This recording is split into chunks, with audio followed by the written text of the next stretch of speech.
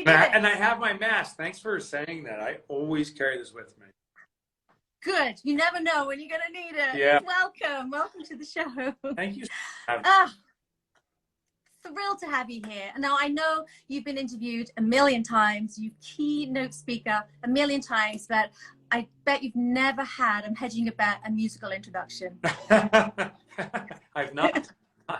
No, well, here you go. You're going to have one right now, Mike. Here we go. Money makes the world go round, the world go round, the world go round. Well, it does when you have it. So Mike is an author, an entrepreneur, a lecturer, and a dancer, I see. By his 35th birthday, he had founded and sold 2 multi-million-dollar companies. Convinced that he had found the formula to success, he became a small business angel investor and thus lost his entire fortune. Money, money, money, money, money, money, money, money, money. He started all over again to find better ways to grow healthy, strong companies. And he's devoted his life to finding impactful entrepreneurial strategies for people like us. He's written 5 books on helping turn businesses from cash-eating monsters to money-making machines, and has written for the Wall Street Journal and is the business makeover strategist on MSNBC. He's appeared on many other TV shows and is a very popular main stage keynote speaker on innovative entrepreneurial topics. Today he has 2 multi-million-dollar ventures, and I know as a small business owner, I sometimes feel like I am winging it. But it's time, everybody. It's time to take control back, and I know that I am not the only one here. So, profit first, everybody. I want to share it with you all. Please help us, Mike, and welcome to Bluebell Talks. Troy, thank you. I've never had an introduction like that, so thank you. That was so kind of you. I'm super excited to be here. Welcome. Oh my God, I can't tell you how excited I have been since you said yes, you would come on the show. I was like, oh my gosh. I mean, I don't know where to start because I know we were like in a normal. We can start right here. I've turned into a Civil War general, if you haven't seen that. This is COVID. I was gonna say, it's COVID. You're not like the clean cut, like preppy gentleman on your photos right now. No, I'm totally changed. So this is the last live interview I'm doing before I get the haircut. So you're privileged to see it. Monday, it all goes away. I love it. It looks good. It looks rugged. It's like, you can help us, Mike, because you got a beard. So if everything was going well in the world, I would say, I want to do all of this. But what should we do now that most of us on here are in the wedding industry and we have had all our money like gone? Yeah. So let's start off with a realization. Everyone in the wedding industry have a responsibility to be profitable.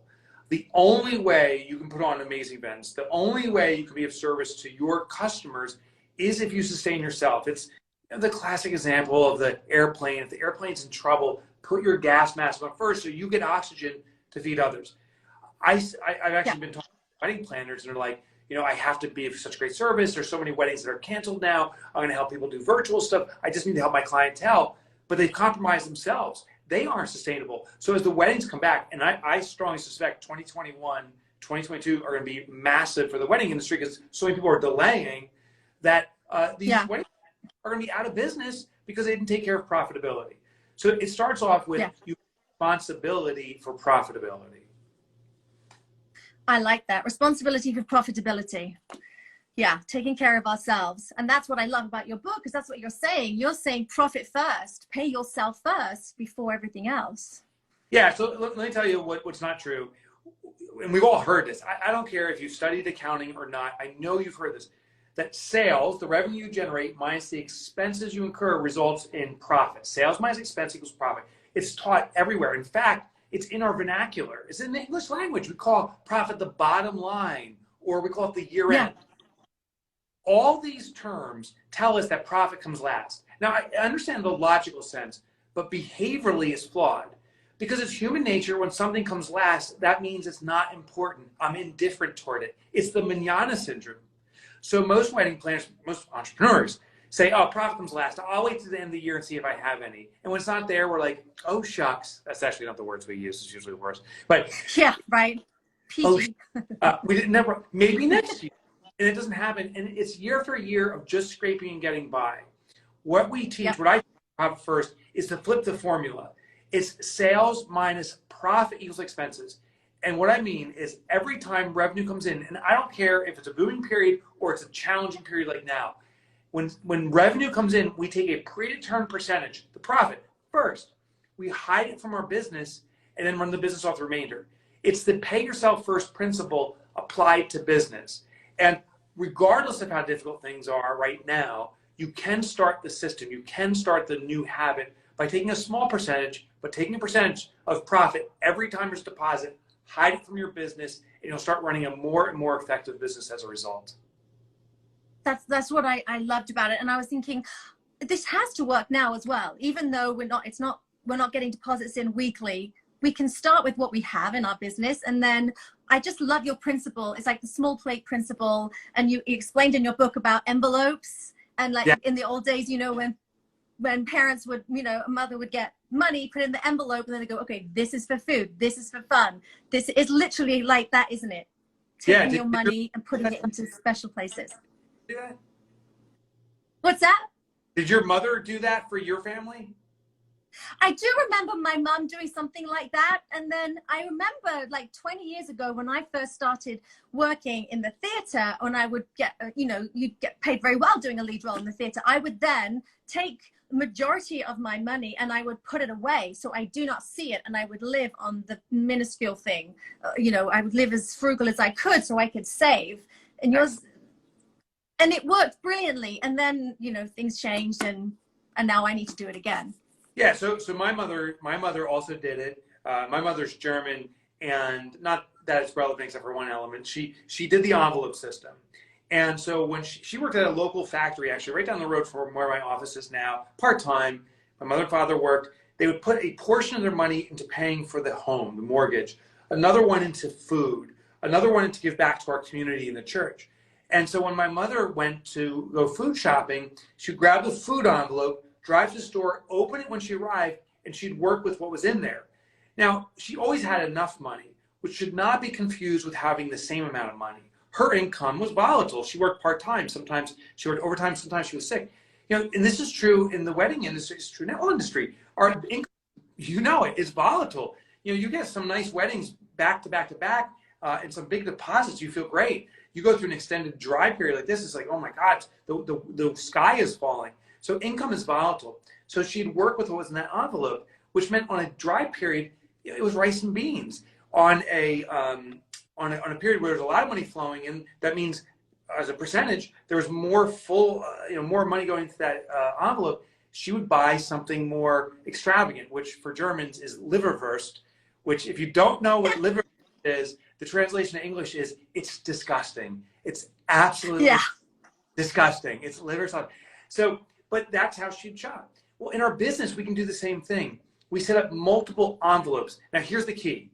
I've been interviewing now tens of thousands of entrepreneurs over a decade and asking, where do you manage your money? Do you actually go to the accounting system, check all the accounts, tie in the cash flow statement, balance sheet? And the feedback is, I don't even know what the hell those are, Mike. And honestly, I don't know what those are. I just like to say big words. What I do is I log into my phone or onto my computer. I go to the bank account and I see if I have money. And I follow a real simple system. I call it bank balance accounting. If I have money, I can spend it.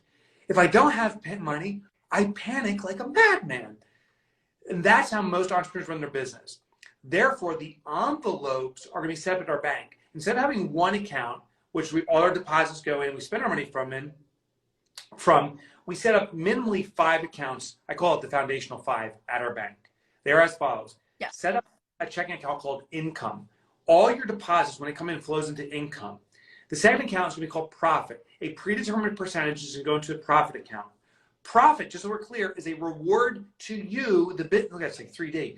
That it's reward to you, the business owner, for taking the magnificent risk of starting a business. Only 7% of the world population will ever own businesses. You are one of them.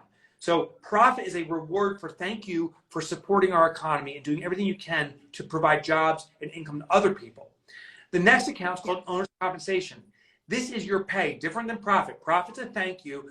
Owner's pay is your compensation for the work you do within your business. If you had to hire someone to replace you fully, what would you pay them? Well, that's what you're going to pay you in owner's comp. Next account is called tax. The biggest bill associated with operating a business that entrepreneurs and business owners are least prepared for is the tax bill. And if you're watching in the US, July 15th is going to be a doozy. We are getting walloped by taxes on July 15th. I hope you're prepared. Well, this tax account, your business can pay your taxes. And regardless of the formation of business you have, your business can pay your taxes. You have to work with an accountant exactly how to do it. The last account is called OPEX. That's the fifth account. It's the operating expenses. So real quickly, money comes in the income account. You carve it up into these 4 remaining accounts based upon predetermined percentages. And say $1,000 comes in, we used to say, oh, we have $1,000 for my wedding business. Not true anymore. $1,000 comes in, a percentage goes to profit, percentage goes to pay you, percentage taxes. You may have $200 or $300 to run your business, but now you've clarity on what's truly available to operate your business.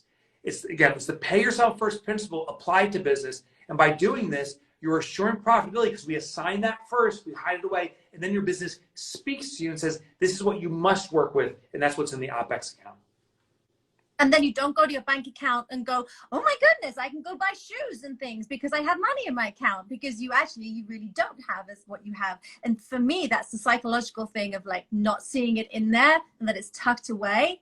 That for me is the key, because I know that if I see it, absolutely key. It's gone. That first system, I call it removing temptation. I'll tell you why temptation is chocolate chip cookies. Charlie, I cannot resist. My daughter loves to make chocolate chip cookies, and I'm like, oh. There's a rule at the house. If my daughter makes chocolate chip cookies, do not have them in the house. Literally remove them. And I'll smell it. I'm like, well, someone's baking chocolate chip cookies, but then I can't find it, and then I don't have it. I don't eat them. But if my daughter leaves them out, I'm like, oh, I really shouldn't. I'm trying to control my waistline. I'm not going to do it. Well, maybe one little bite won't hurt me. And I take one bite and then one more bite, and then it's like, give me all the cookies. And I can't stop myself. Same thing with money. If the money sits at our bank, when the money sits at our bank, it's so tempting just to borrow the money because I can't pay my bills. Here's a lesson. If you don't have enough money in your OPEX to pay your bills, that's your business telling you you're not in the position to afford your bills. Therefore, we must cut costs, is one way, but the bigger, more important way is amplify margin. Charge more for what you do. Sell more. But that's the only 2 ways. Hide your profit. So when we allocate money to that profit account, I then have people transfer that money from their primary bank to a secondary bank.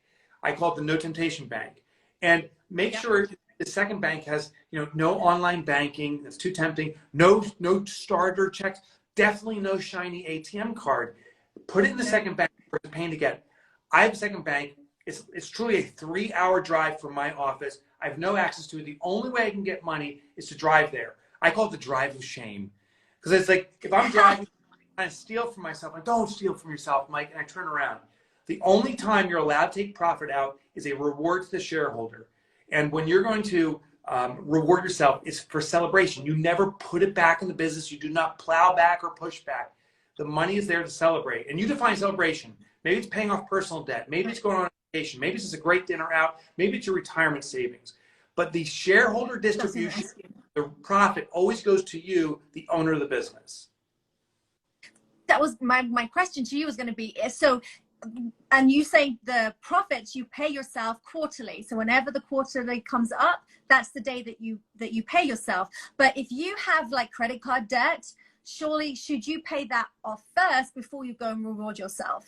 Yeah, great question. So that's the one exception to this rule is profit always goes to the shareholder unless you have accumulated debt. Now what debt is debt's an expense you incurred in the past that you couldn't afford to pay for. So you borrowed money from someone else or something else, a credit card company, and you paid for that expense. The only way to pay for debt now is to make more money than you're spending. So the only way you can eradicate debt is by being profitable.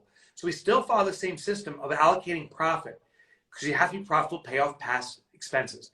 Then when the distribution comes out, the majority of it, and I suggest about 95%, is used to crush debt.